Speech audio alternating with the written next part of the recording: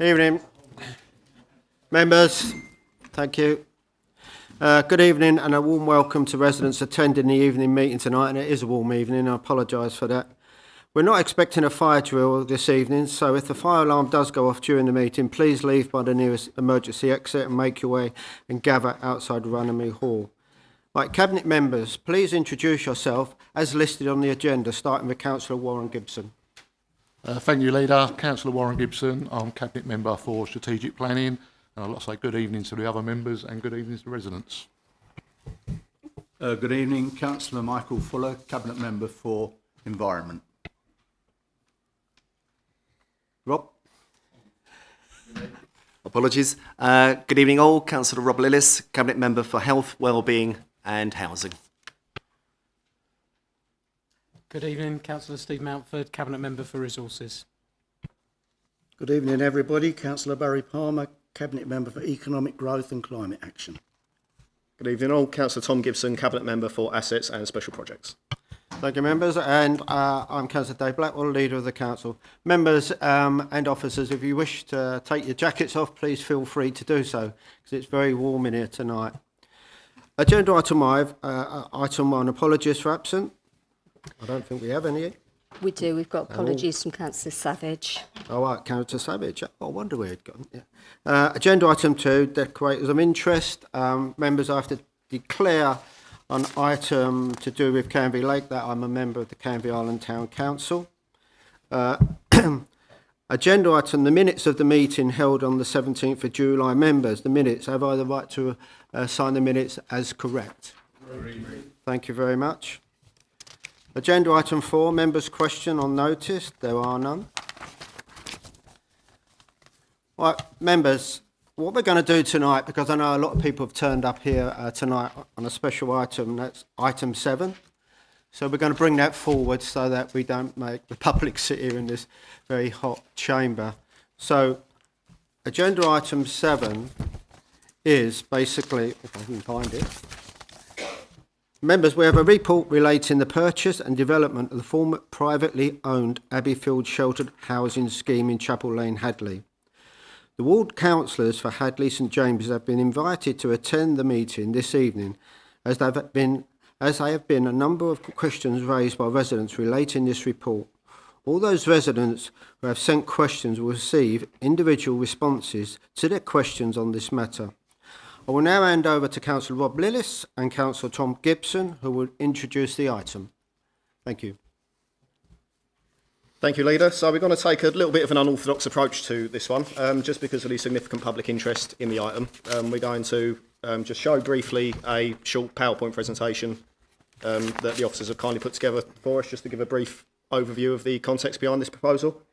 After that, I'll then move on to formally deliver the report and then take any questions afterwards. So if we could get the PowerPoint presentation up. Excellent, thank you. So this report deals with the purchase of the former private sheltered scheme for use as temporary accommodation, the facility in question obviously being Abbeyfield House on Chapel Lane. We should have the next slide.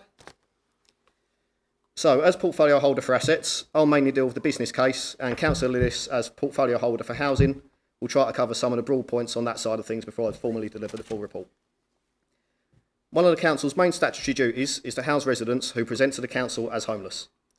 Demand for this has increased significantly in recent years, as has the cost for privately owned temporary accommodation, which has led to substantial financial burden on the Castle Point taxpayer. For example, you can see on the screen as an indicative cost that nightly let accommodation locally, where we can find it, costs in the region of £370 per week. So the next slide, please.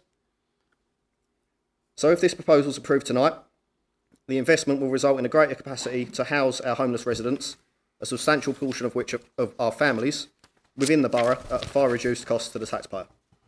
The purchase will not only save money for the council, but will provide a better overall experience for the council's residents, as placements in disparate, faraway accommodation can be distressing for a number of reasons, which I'll touch on during my delivery of the report in a moment. Before I do that, I'll hand over to Councillor Lillis, who has kindly agreed to say a bit more about our statutory duty and the context surrounding tonight's proposed acquisition. Thank you, Councillor Gibson. Next slide, please. Thank you. So my colleague has just set out the business case for the acquisition, but there is more to it than just that. It's important to note that we have a statutory duty to provide temporary accommodation to households presenting themselves as homeless. These can be families who have fallen on hard times through no fault of their own. Next slide, please. As this slide shows, in the last 2 years, the cost of providing temporary accommodation has increased significantly for the council. The urgent needs of homeless people cannot be met by the private sector within our borough. This results in households being taken away from their support networks and potentially creates disruption in their children's education or healthcare. Homelessness isn't just about people being thrown out of their homes. We've seen a large increase in Castle Point in private landlords wishing to sell their properties, leaving the existing tenants with nowhere else to go. As we all know, the cost of living crisis has put a tremendous financial strain on families across the UK. This could be any one of us. Next slide, thank you. The council currently has 17 units of temporary accommodation which it owns and operates. This is not enough. And one of the things that shocked me most when I took over this role is the fact that this shortfall in temporary accommodation has resulted in our fellow residents being placed in not just our neighbouring boroughs, but as far away as Ipswich. There are presently 2 existing council-owned temporary accommodation sites within the borough. The fact that councillors had to ask where these buildings are speaks volumes and will hopefully allay some concerns among those present here this evening or watching online. The next slide, please. Thank you. So I've seen much on social media over the past week or so. Much of it not good, I have to say. I wish to take this opportunity to state that the intention is very much to use Abbeyfield House to accommodate our own local families on a temporary basis. I don't think I can be any clearer than that. This is about putting our own local people first. This council and no one else will control who is housed there. The next one, thank you. Councillor Tom Gibson and I visited one of the 2 existing sites today, and I have to say that it was very well maintained throughout. We were able to visit some of the rooms there, and again, I have to say there was a very pleasant atmosphere throughout the place, and I'm going to take this opportunity to commend the housing team for clearly doing some good work there. I'm told that the 2 existing schemes in our borough are very successful and that there is no noticeable increase in crime at these locations. Behaviour is managed by the housing team, and I would expect to work closely with them in this regard. Thank you. Thank you, Councillor Lidis, for your assistance in that. Just like to add on just to the end of that report. It really was an eye-opener today, going and seeing Wendy Goodwin Court as we did, because it really is a fantastically run facility. And I know there's been a lot of concerns about potential antisocial behaviour in houses like this, so I asked the housing department if there had been any complaints since the facility opened. The only complaint they've actually had from local residents was a structural matter. So without getting into specifics, something that we had physically put on the building that had inconvenienced the neighbour. It was nothing to do with any of the behaviour of any of the tenants, so hopefully that can allay some fears in that area. With your agreement, Leader, I'd like to begin my formal delivery of the report now. So apologies, it's a fairly lengthy one, but I think we owe it to the residents present tonight to try and cover as many of their questions as possible and cover all bases. So, following the brief presentation from myself and Councillor Lillis, I'll now formally present the full report to Cabinet. The purpose of this report is to seek Cabinet approval on an outline business case for the purchase and development of the currently privately owned Abbeyfield House in Chapel Lane, which can be seen in the exempt Appendix 1 to this report. The Council's offer to purchase the property has been accepted by the vendor. This report seeks Cabinet's approval to the purchase, subject to the due diligence set out in paragraph 3.2 of the outline business case. The report also seeks Cabinet approval of the delegation of authority to complete the purchase and undertake renovation works to convert the property into temporary accommodation. I'd like to offer some background as to why this proposal has come to Cabinet this evening. The Council has a statutory duty to provide temporary accommodation to households presenting as homeless, regardless of current demand or affordability. In the last 2 years, the cost of providing temporary accommodation has increased significantly for the Council, primarily as a result of increased demand and increased cost. To be to the point, we do not currently have sufficient temporary accommodation stock to house Castle Point residents presenting as homeless in the borough. This has an extremely detrimental impact on the well-being of households, largely families, housed by the borough, as they risk loss of their immediate support networks, including links to friends and family, as well as access to crucial educational and medical resources. The Council's homelessness duty is typically delivered in the first instance via the use of nightly let properties, such as bed and breakfast accommodation or homes offered on a nightly let basis by specialist providers. The Council then has a statutory duty to move all households with children placed in these properties into interim accommodation within 6 weeks. This nightly let accommodation is both expensive and in short supply, with typical costs in the region of £370 per week per unit. Due to the nature of the local market, this type of accommodation is provided predominantly out of borough in neighbouring local authority areas. This results in households being taken away from their support networks and increases the likelihood of disruption to their children's education and their healthcare.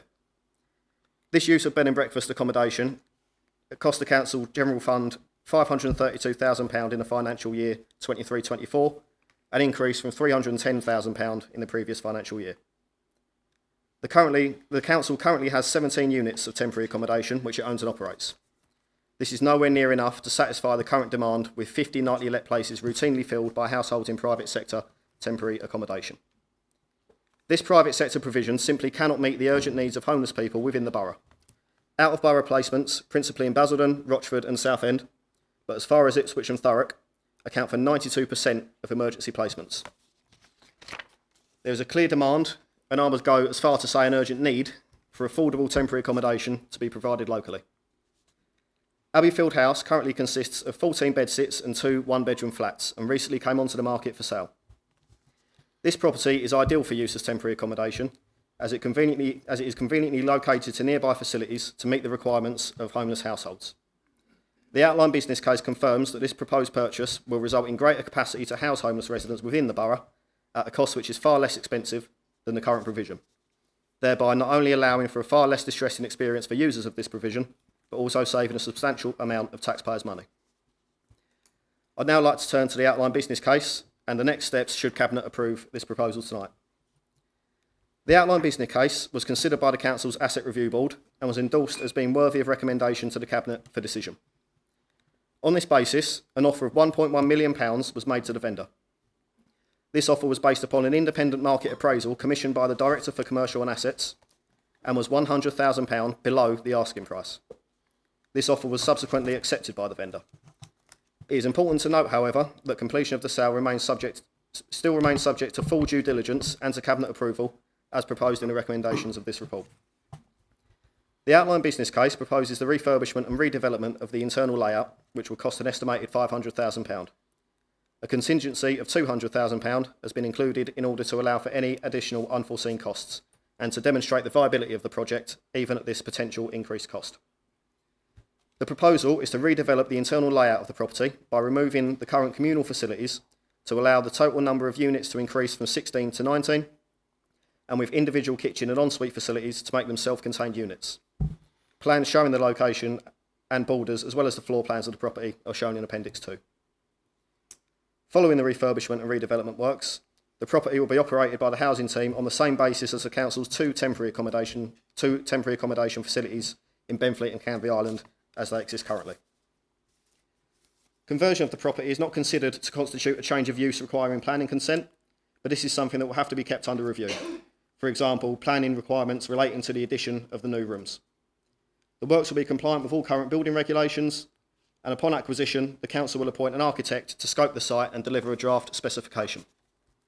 This specification will be used as a basis to invite tenders in accordance with the Council's contract procedure rules, with a view to awarding the contract by December 2024. Although it is the proposal of this report that this purchase is made, it is important to present all available options and assess their viability. The first option, available to Cabinet tonight, is to vote against the purchase and, in effect, do nothing. This would mean that the council's current position regarding its homelessness duty would remain unchanged. Although it is always possible that demand for temporary accommodation could fall, all the evidence that we have available to us, the upward trajectory and national picture does not suggest that this is likely to happen anytime soon. In addition to this, properties such as this are highly sought after by social housing landlords looking beyond their typical area.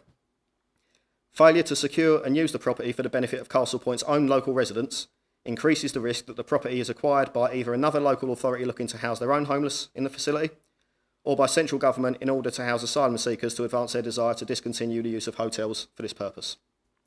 It should be noted that the Home Office is actively looking to purchase these kinds of property in order to house asylum seekers.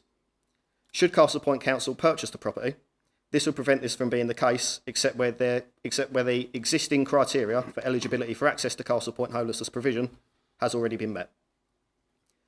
Option 2 is, of course, to proceed with the purchase. This is the recommended option and is set out in detail in the outline business case. There are several substantial benefits to the option, including but not limited to the following. And I do apologise, my bullet points have disappeared where I printed this out, but I do have it readily available on here.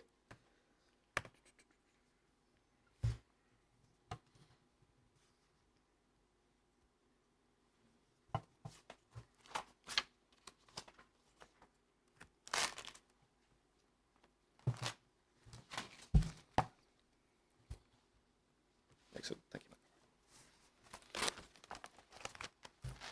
So I will, in the absence of them on my sheet, which I apologise, I'll read them out as they appear in the report. So the benefits are as follows. This option will improve the quality of the service offered by the council to its residents, but enabling the placement of more homeless households within the borough. This will also allow residents easy access to community facilities and public transport for households that may find it hard to access these on a day-to-day basis. Importantly, it will enable households to remain closer to their friends, family and support networks within the borough. This is especially important for maintaining existing healthcare or educational links. As this option will result in accommodation owned and managed by the council, the standard of accommodation can be ensured and officers will be better placed to provide more intensive support to households. This property will form part of a future capital programme to develop social housing across a variety of tenures and types and help support a greater number of people in acute housing need. The current levels of demand means that the occupancy rates in temporary accommodation are likely to be very high for many a year. The total number of households in temporary accommodation in the borough, measured in March of each year, increased from 97 households in 21-22 to 98 households in 22-23, and then further increased to 115 in 23-24. Between December 2019 and December 2023, the number of households placed by the council in nightly lets increased by 79%, of which 62% were households with children. Nationally, there was a 102% increase in the use of nightly lets, thus this is a trend impacting all local authorities.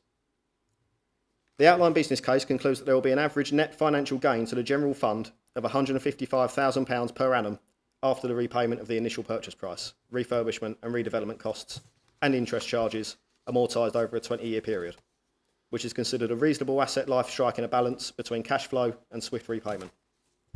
This option means that the council will own an asset which is likely to increase in value, and if demand for temporary accommodation does reduce in the longer term, the council has the opportunity to consider how it wishes to use that asset, for example, conversion for use as permanent accommodation via the housing revenue account. Thank you. I would ask members present to bear in mind that this report deals solely with the acquisition of the property, as per the recommendations in the report, with the intention of converting it into temporary accommodation for Castle Point homeless. However, I am aware that there is significant public interest in the plans going forward, particularly from residents of Chapel Lane and the surrounding roads, in how we envisage this project being managed and how the facility being run, should Cabinet approve this proposal tonight. I would like to assure residents to whom this applies, both in the public gallery and watching online, that I have personally read through every single one of your emails received either directly by myself or forwarded on by your St James's Ward councillors, with special thanks to Councillor Kate Knott, who has been absolutely tireless in her liaison with residents on this matter. If, by the end of tonight's meeting, anybody feels that they still have any queries, please continue to filter them through your ward councillors, and Councillor Lillis and I will look to provide answers to them. I understand that this proposal has been met with some reservations from local residents.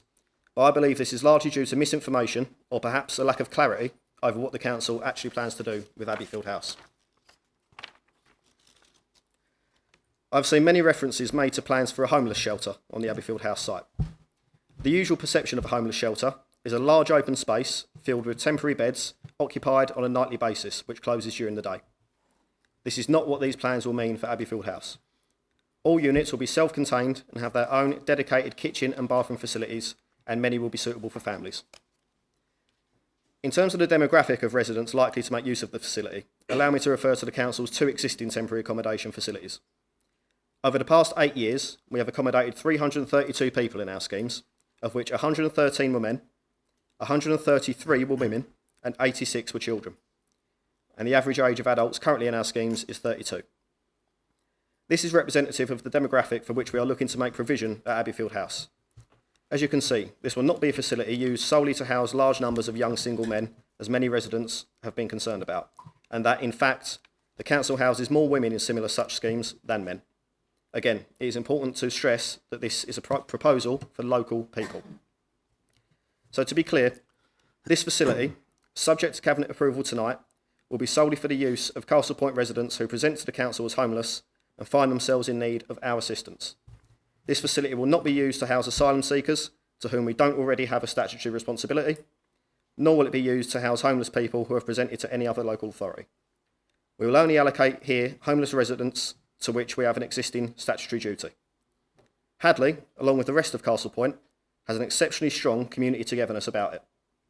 The people who are housed here will all have an existing buy-in to that community spirit as existing Castle Point residents. If we do not proceed with the purchase of this property, we cannot guarantee that this would be the case. In fact, it would be unlikely that it would be the case. Owning the property is the only way in which the council, and by extension its residents, can have any say over who occupies it. There are also existing measures available to the council to monitor, correct and remove any antisocial behaviour from all of our temporary accommodation properties. These measures would be utilised to further prevent the emergence of any antisocial behaviour in Chapel Lane. This, hopefully, should alleviate some concerns around potential antisocial behaviour as a result of this proposed facility. I have asked officers for information around the effect of our other 2 similar facilities on local crime rate, and I can confidently say that the introduction of these facilities had no notable increase in crime or antisocial behaviour in their respective areas compared to before they were opened. This links into concerns around neighbouring property value, another concern expressed by local residents, which officers have investigated, and there is, again, no noticeable negative impact to properties neighbouring our other temporary accommodation provisions. For example, based on publicly available data, 5 properties that were sold both prior to and after the scheme was commenced within the street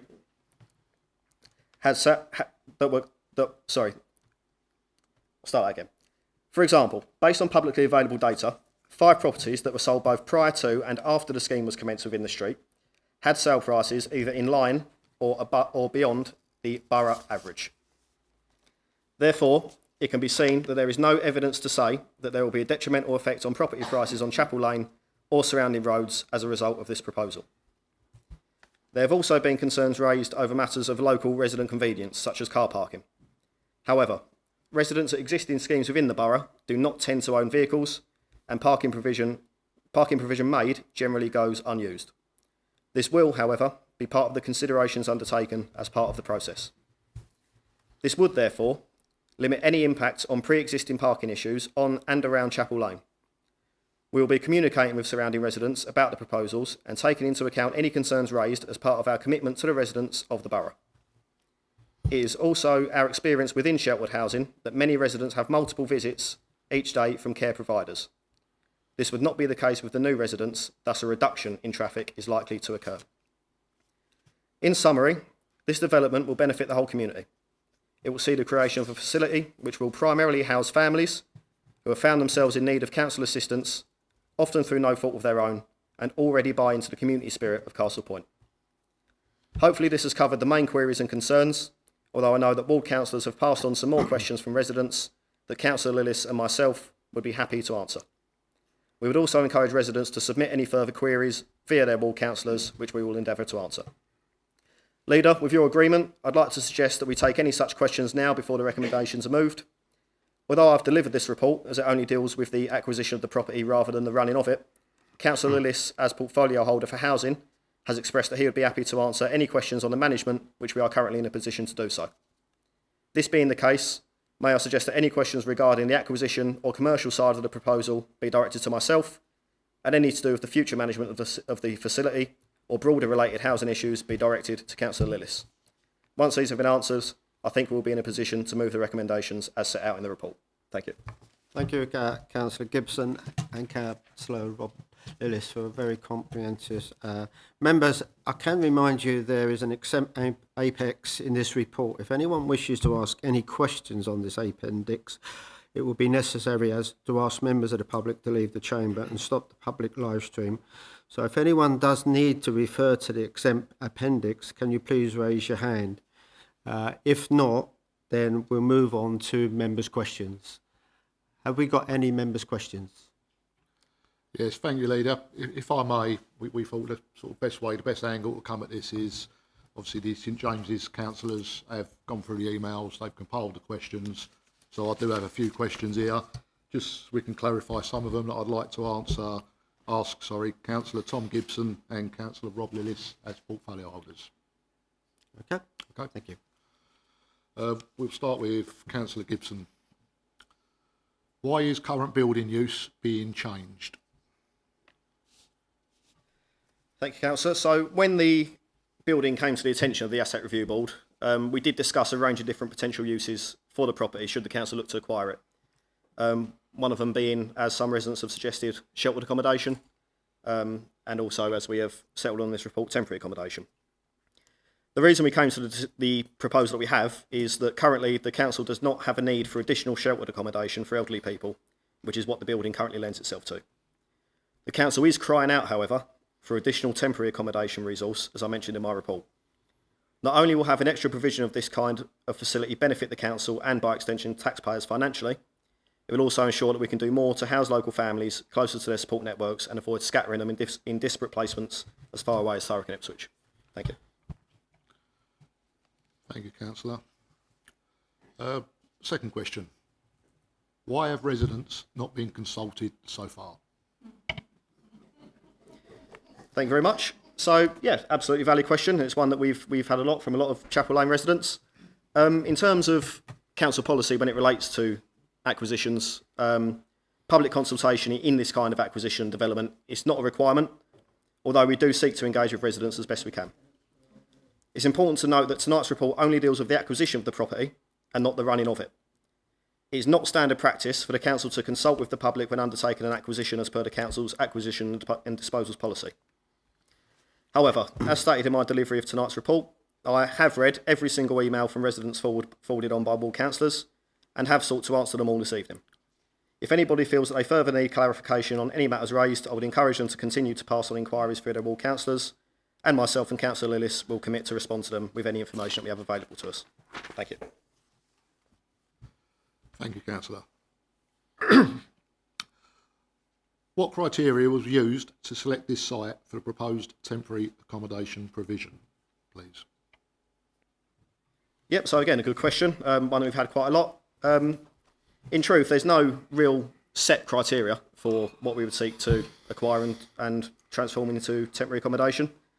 However, the current layout of individual bedsits does lend itself to temporary accommodation with some adaptation, as is mentioned in the report and the appendices. In short, the blueprint is already pretty much there for what we intend to use Abbeyfield for, and so it allows substantial cost savings compared to, say, building an entirely new facility to add to our temporary housing stock. Thanks again, Councillor. Last question on this one. Were there or are other locations being considered? At the current moment, as it stands, and indeed in the lead up to this report, there were not other locations being actively considered, in that we didn't have any specific examples that we were actively considering. But the council's asset review board will assess potential acquisitions for all purposes, as and when they come onto the market, if it is believed that any potential asset could help us meet any of our objectives, including temporary accommodation or indeed any other homeless provision. Thank you, Councillor. Leader, if I may, I've got some questions to ask Councillor Lillis. Thank you. Councillor Lillis, who is this facility intended to help? Yeah, thank you, Councillor Gibson. Many ordinary people and families from within our borough are being displaced from the private rental sector due to rising rents or sale by their landlords. When this happens, the council has a statutory duty to find them temporary accommodation. When that cannot be offered within the borough, important social connections through schools, doctors and friend networks are broken and lost, which increases the distress and isolation which homelessness already engenders. Abbeyfield House will offer some of these homeless Castle Point residents local temporary accommodation. The proposed accommodation will be a mix of flats suitable for families. Thank you. Thank you, Councillor. I have another question. I apologise because I realise that some of these questions have been answered in the report, but I think it's important that we do get clarity, so I will continue to ask them. Does the council already operate similar facilities in the borough? If so, how many sites are currently in use, and can you explain how these are operated? Yeah, thank you, Councillor, and you are correct. Some of these points have been raised, but given the substantial public interest, we thought it prudent to reiterate some of the points. So Castle Point Borough Council already owns 2 other schemes managed by the council's housing team, with support provided to residents by the housing options team to resolve their homelessness situation and move them into interim or long-term accommodation. These schemes have proven the importance of having the capacity to provide temporary accommodation for homeless residents within our borough. Thank you. Thank you, Councillor. How successful has the council been in moving residents of these sites into permanent accommodation? And also, if you could answer, how long does this take on average? Thank you, Councillor. The average time spent in this type of temporary accommodation is 16.5 weeks. Households would move on to interim accommodation provided by the council in private sector leased properties comprising of flats, bungalows and houses reflecting the needs of the household. Alternatively, they may be supported to move into private rented sector by the housing options team, who actively work with local landlords to find suitable and affordable properties. Due to the lack of council-owned properties, households may remain in interim accommodation for an extended period until a suitable property becomes available. Thank you. Thank you, Councillor. Will there be any security on site at the facility? As with the council's other sites, Abbeyfield House will be managed by the council's housing team, and experience has shown that this does not require a permanent management presence. Thank you. Thank you, Councillor. Will it be used to house asylum seekers? Thank you, Councillor, and this is important.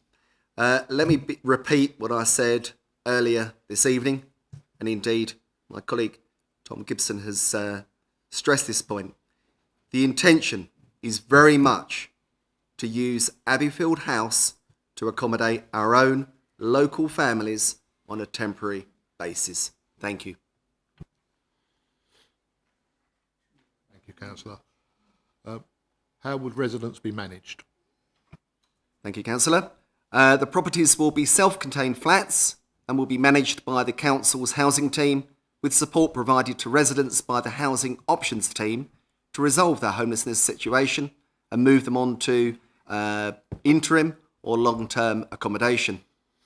The council already owns 2 other schemes, as we've heard this evening, and these have not indicated the need for 24-hour security, but more intensive supervision is provided than for our general housing stock. In such instances where poor behaviour is reported, the council has robust powers which can be employed at short notice to either correct, limit or remove the behaviour. Thank you. Thank you very much, Councillor. Last question for yourself. Will the property be identifiable as homeless temporary accommodation? Again, thank you, Councillor. It is envisaged that there will be no significant external changes to the building, and it will be visually the same as any other flatted complex. Any external changes will be to bring the property up to current standards of repair and energy efficiency. Thank you, Councillor. Thank you very much, Councillor Lillis. Chairman, that's all the questions for the two portfolio holders. However, there was quite a few questions regarding planning permission. Now, I have seek advice from the Assistant Director, and I'll just have a short statement, Certainly. if I may. Okay, it's important to note that we don't need to have planning permission to buy the property, so it doesn't affect the purchase of the property. The Housing Department are fully on board that whatever planning processes need to be followed, they will be followed. As the plan is to increase the number of rooms, this may constitute a material change of use by way of increasing the intensity of use of the building. If this route is followed as proposed, then an application will be submitted, a public consultation will be undertaken, and the application will come before the Development Management Committee for consideration, as this would be the Council's own application on Council-owned land. Thank you very much, Councillor Gibson. Councillor Lillis, Councillor Gibbon, is there anything else you would like to add? Thank you very much. Before I move the recommendations, can I just say to the members of the public, if you need to ask questions, please wait until after the meeting. The members will be here, will answer all your questions you would like to ask them. You can't answer them at the meeting, I'm afraid. You've got to wait until after the meeting. No, you can't. I'm sorry, you can't. It's not one of those meetings. You can ask. They'll be here after the meeting. The meeting won't go on much longer after this. So there are 5 recommendations set out in paragraph. This has been sprung upon us. We've got the biggest frontage to applicants. Yeah, but I'm sorry, but we can't allow questions from the public. Otherwise, I'm going to have to ask you all to move. Well, if you're going to, sorry, my love, if you're going to continue, I'm going to have to clear the chamber. It's as simple as that. We need to get on with the business here tonight. They're quite happy to stand and talk to you after the meeting and allay whatever fears you have. So there are 5 recommendations set out in paragraph 3.1 that I will move from the chair. Item 1, to approve the outline business case set out in Apex 1. 2, to agree to purchase a former private Abbeyfield sheltered housing scheme, the property, for £1.1 million, and to delegate authority to the Director of Commercial and Assets and the S151 officer in consultation with portfolio holder for health, wellbeing and housing, the portfolio holder for special projects and assets, the leader and the deputy leader, to complete the purchase subject to satisfaction of completion of due diligence as set out in the paragraph 3.2 on the outline business case. 3, to agree payment of purchase due diligence related fees and to commission the refurbishment and redevelopment works as are necessary to convert the property into temporary accommodation for the use by the council with a combined value of up to £800,000, and to delegate authority to the Director of Commercial and Assets and the 151 officer in consultation with the portfolio holder for health and wellbeing, a housing portfolio holder for special projects and assets, the leader and the deputy leader, to scope procedure and award contracts for such works. 4, to create a new capital scheme within the general fund for the purchase and refurbishment with the scheme approval of 1.9 million for 2024-25 payments approved of 1.2 million and 25-26 payments approval of 700,000. To agree a supplementary estimate of 20,000 to fund the interest cost in 24-25 to be funded from general reserves. Do I have a seconder, members? Thank you, Councillor. Members, there are 5 recommendations. Members, could I have a show of hands? Is that agreed? Thank you very much, members.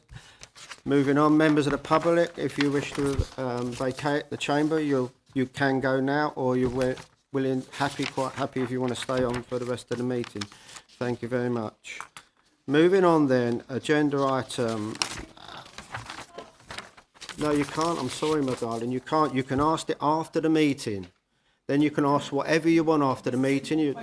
You can spend another hour and ask the questions after the meeting. Sorry, Chair, but I think the answer is yes, it has been passed to acquire the property, but that is all. Complete waste of time, isn't it? What have we all come for? Right, moving on, members. Disgraceful. You're all disgraceful. And at the end of the day, you don't have a say in a lot of this. Angela Rayner's got her eye on it. Believe you me. Who's Angela Main?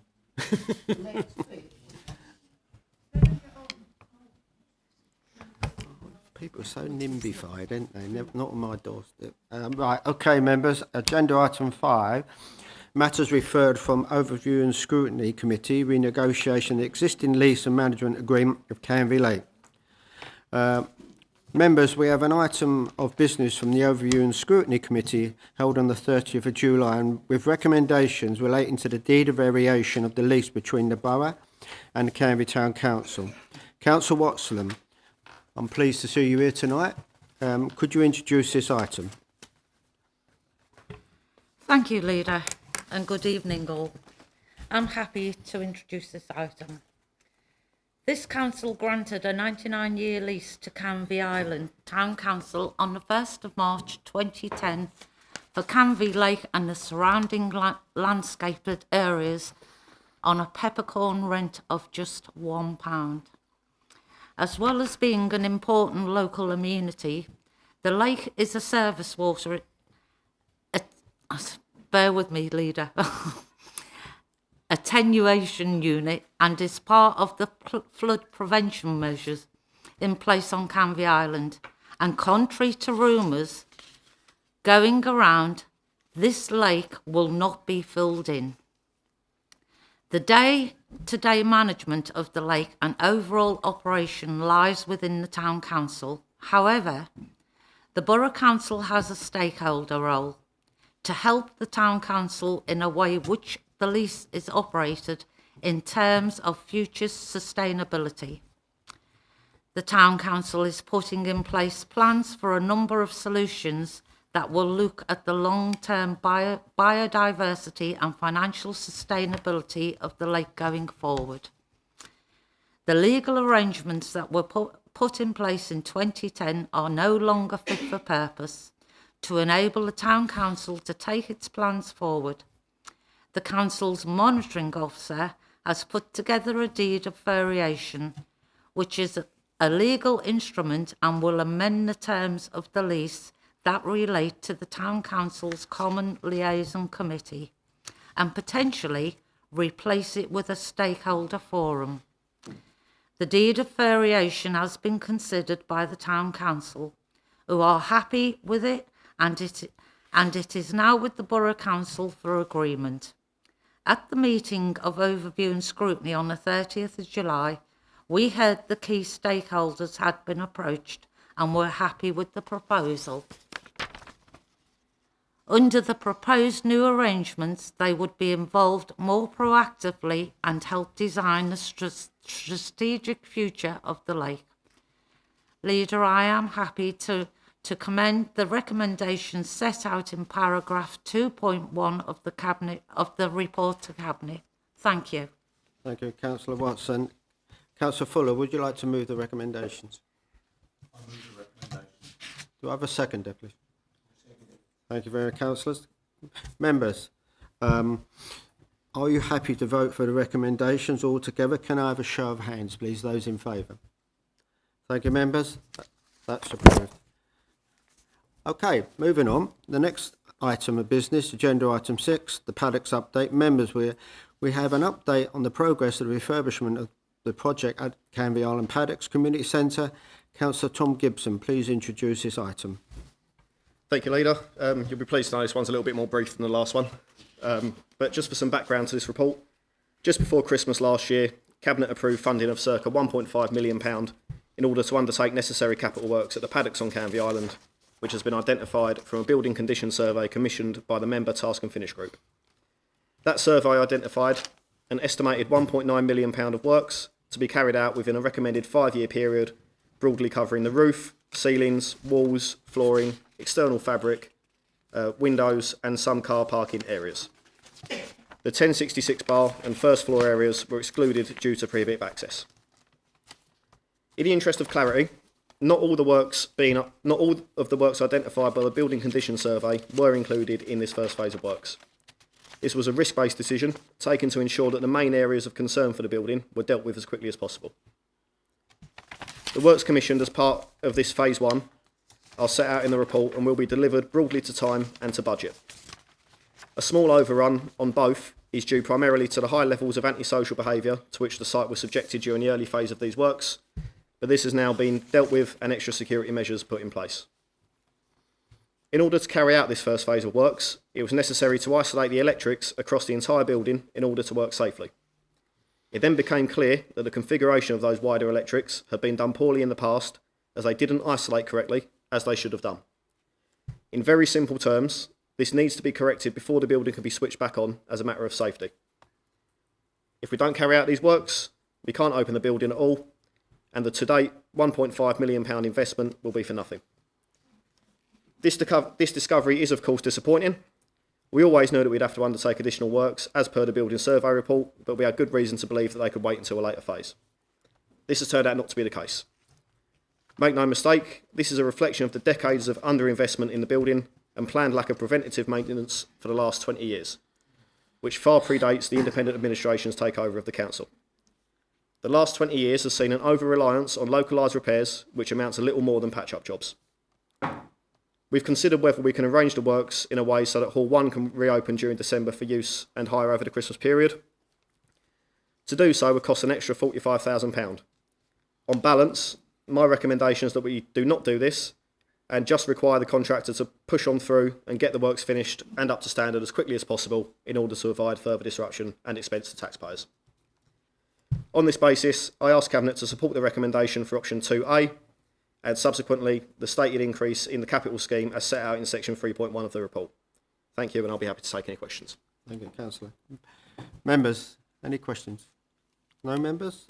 Okay, members, I will move the recommendation to approve option 2A and set out in paragraph 6 of the report to approve an increase of £826,000 in the capital scheme and 24-25 payment approval consisting of £687,000 for the Paddocks refurbishment and £139,000 for associated professional fees to be funded by an appropriation from Priority Initiative Embark Reserves. Do I have a seconder? I second that.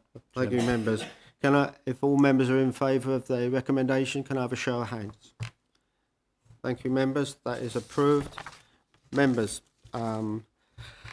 that concludes the formal business for this evening. I declare the meeting closed and thank you all for attending.